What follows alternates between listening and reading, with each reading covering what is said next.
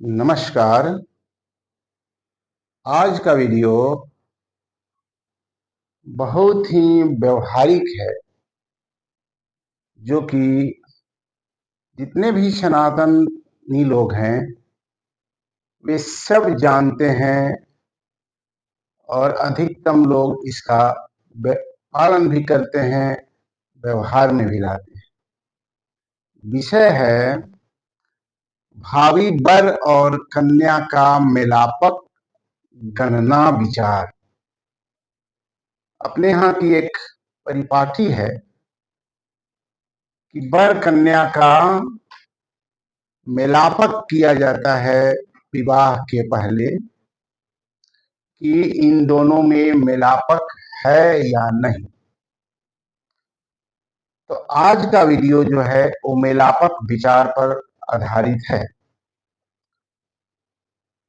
सनातन संस्कृति में विवाह के 8 भेद कहे गए हैं, जिसमें प्रथम नंबर जो है ब्रह्म विवाह ही है, जो कि अपने समाज में अधिकतम प्रचलित है।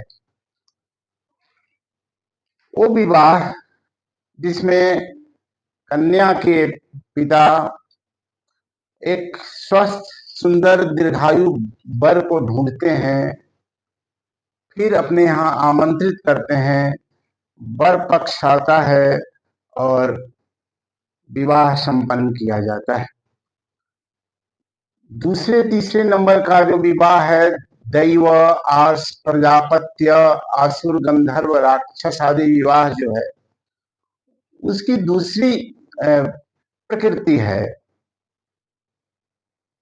जैसे कि पहले होता था स्वयंवर हो जाता था, कन्यादान में भी मिल जाती थी, तो उस तरह के विवाहों का प्रचलन था, जो कि आजकल नहीं। तो आज का जो वीडियो है वो प्रथम नंबर का जो विवाह है उसी पर है और कुंडली मिलान पर ही है। सबसे पहले ये जाना जाता है कि वर का नाम क्या है और कन्या का नाम क्या है। नाम जानने की दो विधि है। एक विधि है जन्म समय के द्वारा, किस नक्षत्र में जन्म है और क्या नाम होगा, और एक विधि है जिनका जन्म समय नहीं है, प्रचलित नाम है उस आधार पर। जिसके पास जन्म समय है वो जन्म समय का नाम का महत्व दे, जिसके पास जन्म समय नहीं है वो अपने नाम राशि का ही महत्व दे करके मिलान करना चाहिए। हमेशा ये ध्यान रखना चाहिए कि जन्म समय से जन्म समय का, अर्थात वर का यदि जन्म समय के आधार पर राशि नाम लिए हैं तो कन्या का भी जन्म समय को आधार मानकर ही कुंडली मिलानी चाहिए, और जिसका नहीं है वो नाम राशि से मिलाए, ये भी एक प्रचलन में है। यहाँ कुंडली मिलाने की दो रीतियां प्रसिद्ध है। एक है नक्षत्र मेलापक और दूसरा है ग्रह मेलापक।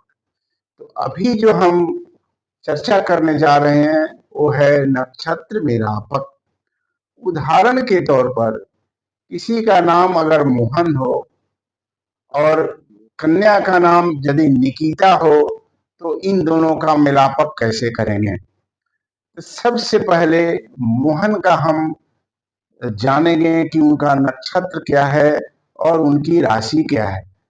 तो यहाँ सभी पंचांगों में दिया रहता है, ये तो संभवतः आपको दिखेगा नहीं, लेकिन मोहन का नक्षत्र जो है वो मोटा ट्विटो पूर्वा फाल्गुनी है, जो कि हमने लिख दिया मोहन का नक्षत्र पूर्वा फाल्गुनी। वैसे ही निकिता का नक्षत्र जो है आप पंचांग में देखेंगे नानी नूने अनुराधा, अर्थात अनुराधा नक्षत्र और वृश्चिक राशि हो गई। तो पहले ये दो चीज अंकित कर लेंगे, नक्षत्र और राशि। ये जब अंकित हो जाएगा फिर उसी चक्र में क्रमशः नीचे जब आएंगे आप तो 8 कूटों का, 8 पॉइंट का विचार होता है। वो है वर्णो वैश्यम तथा तारा, योनिश्च ग्रहमैत्रिकम गणकूटम भकूटम च नाड़ी चैते गुणाधिका। अर्थात वर्ण, वैश्य, तारा, योनि, ग्रहमैत्री, गणकुट, भकुट और नाड़ी, ये 8 कूट का विचार किया जाता है, 8 बिंदु का विचार होता है। इन 1 से 8 तक परस्पर जोड़ देने पर 36 अंक बनते हैं और 36 का आधा 18 आने पर विवाह को शुभ माना जाता है। यदि किसी भी वर कन्या का परस्पर मिलान में 18 अंक की प्राप्ति होती है तो शास्त्र जो है वो विवाह करने की अनुमति प्रदान करता है।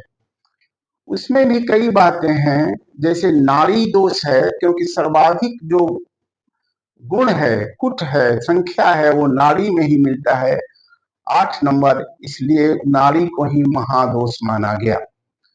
दोनों की नाड़ी यदि एक हो जाए तो 8 पॉइंट तो ऐसे ही कम हो जाएंगे और नाड़ी दोष में विवाह के लिए शास्त्र अनुमति प्रदान नहीं करता। फिर है आपका महत्वपूर्ण ग्रह मैत्री है।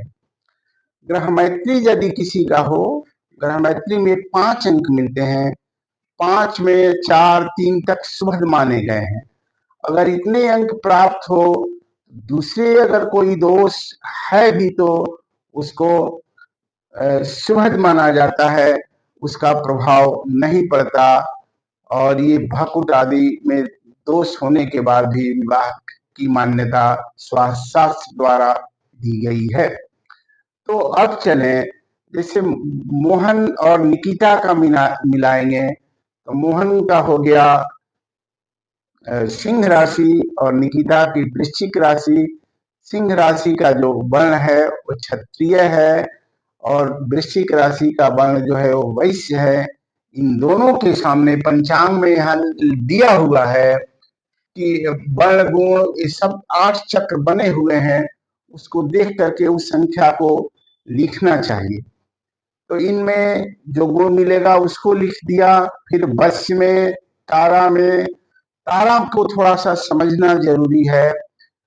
वर के नक्षत्र से कन्या के नक्षत्र तक गिनना चाहिए, जैसे कि पूर्वा फाल्गुनी से अनुराधा तक गिने। पूर्वा फाल्गुनी, उत्तरा फाल्गुनी, हस्त, चित्रा, स्वाति, विशाखा, अनुराधा, 7 अंक हुआ। उस 7 को नोट डाउन कर लें। फिर अनुराधा से लेकर के पूर्वा फाल्गुनी का गणना करने पर 22 अंक आता है। धाराएं 9 होती हैं, 9 का भाग देंगे तो इसमें 18 4 आएगा, तो 7 और 4 इन दोनों जो है ये जो तारा हुई उसके सामने जो अंक प्राप्त होगा तारा गुण चक्र में, उसको नोट डाउन कर लेंगे, सभी को जोड़ देंगे। जो अंक की प्राप्ति होगी वही इसी को कहते हैं कि उतना ही मिलापक में अंक मिला है, और वही गणना का अंक भी कहा जाता है। कितना गुण मिला है, इस प्रश्न का उत्तर वही है। यदि वो 18 से अधिक हो तो विवाह को शुभ माना जाता है, और यदि कम हो तो शास्त्र जो है वो विवाह की अनुमति नहीं देता। इन चक्रों को, इन सभी चक्रों को अगले पंचांग के अगले पेज में स्पष्ट रूप से दिखाया गया है। केवल आप यहाँ नक्षत्र जानेंगे और उन दोनों चक्रों को जो कल मैं दिखाऊंगा आपको कि कैसे दिखा करके बताया जा सकता है मिनटों में इतनी गुण की प्राप्ति हो रही है और विवाह शुभ है अथवा नहीं करने योग्य है।